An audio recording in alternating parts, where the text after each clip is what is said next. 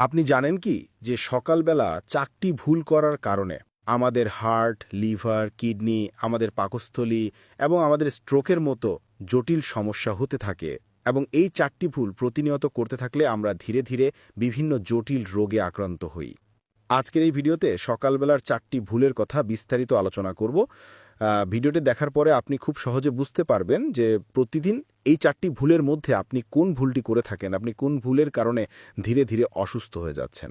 সর্বপ্রথম যেই ভুল সেটা হচ্ছে সকালবেলা ঘুম ভাঙার সাথে সাথেই লাফ দিয়ে উঠে পড়া।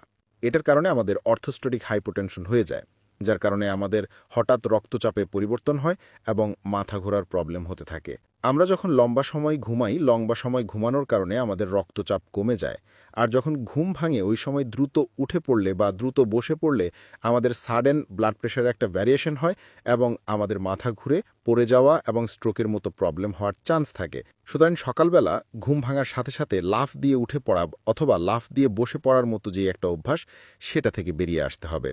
ঘুম ভাঙার সাথে সাথে কমপক্ষে ১ থেকে ২ মিনিট তাকিয়ে থাকুন।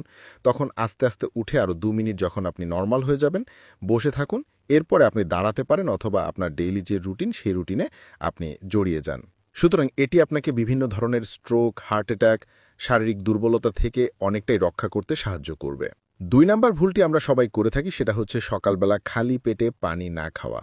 সকালে খালি পেটে পানি খাওয়াটা খুবই গুরুত্বপূর্ণ আমাদের দেহের জন্য, কারণ আমরা যখন লম্বা সময় ঘুমাই তখন ঘামের মাধ্যমে আমাদের বডিতে জমে থাকা যে পানি সেটা অনেকটাই লস হয়ে যায়। আর সকালবেলা যখন পর্যাপ্ত পানি না খাবো তখন আমাদের কিডনিতে পাথর, কিডনিতে ইনফেকশন হওয়ার চান্স বেড়ে যাবে।